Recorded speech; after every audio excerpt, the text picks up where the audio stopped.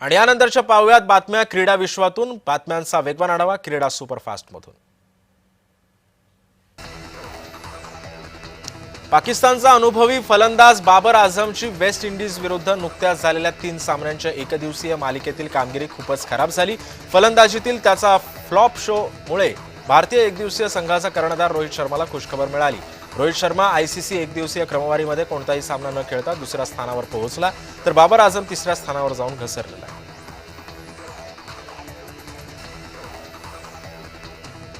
आयपीएलच्या आगामी हंगामाआधी संजू सॅमसन राजस्थान रॉयल्सची साथ सोडणार असल्याच्या चर्चा रंगतायत। चेन्नई सुपर किंग्स संजू सॅमसनला आपल्या ताफ्यामध्ये घेण्यासाठी इच्छुक होते, पण राजस्थान रॉयल फ्रँचायझीची मागणी सीएसकेला पटली नाही, म्हणून त्यामुळे ही डील फिसकटल्याचं समजतं।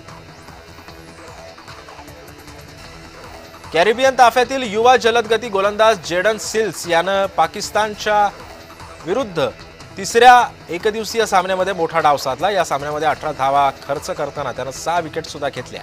या कामगिरीसह त्यानं 12 वर्षांपासून अबाधित असलेला दक्षिण आफ्रिकेचा जलदगती गोलंदाज डेल स्टेन याचा वर्ल्ड रेकॉर्ड सुद्धा मोडलेला आहे।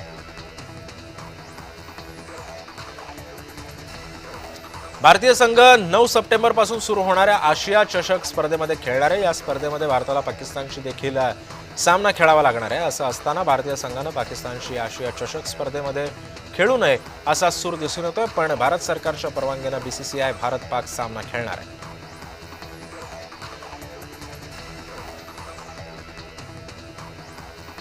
भारत श्रीलंका यांच्या संयुक्त यजमानपदाखाली आयोजित महिला वनडे वर्ल्ड कप स्पर्धेआधी बीसीसीआय आणि आंतरराष्ट्रीय क्रीडा परिषदेला मोठा धक्का बसलाय। कर्नाटक सरकारनं एम चिन्नास्वामी स्टेडियमवरती मात्र बंदी घातली आहे।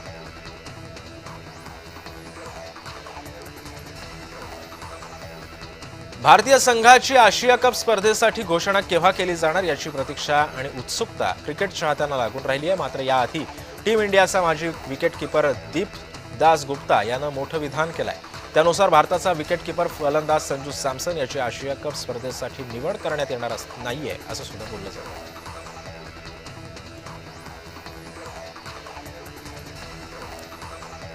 ऑस्ट्रेलिया दौऱ्यावरती असलेल्या भारत महिला संघानं पहिला एकदिवसीय सामना जिंकलाय। भारत संघानं ऑस्ट्रेलिया संघाचा 3 विकेट्सनं पराभव केलाय।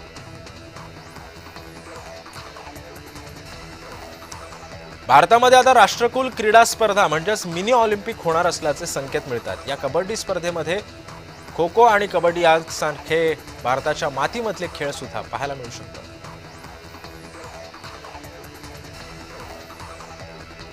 भारतीय विकेटचा भविष्याचा स्टार म्हणून नाव चर्चेत असलेला पृथ्वी शॉ याची कारकीर्द झपाट्यानं कोसळली आहे। त्याच्या मागून आलेल्या शुभमन गिल हा यशस्वी जयस्वाल यांनी टीम इंडियातील त्यांचं स्थान बळकट केलं। त्याच्या खेळामध्ये शिस्तीचा अभाव जाणवत असल्यानं मुंबई क्रिकेट संघानं त्याला संघाबाहेर बसवलं।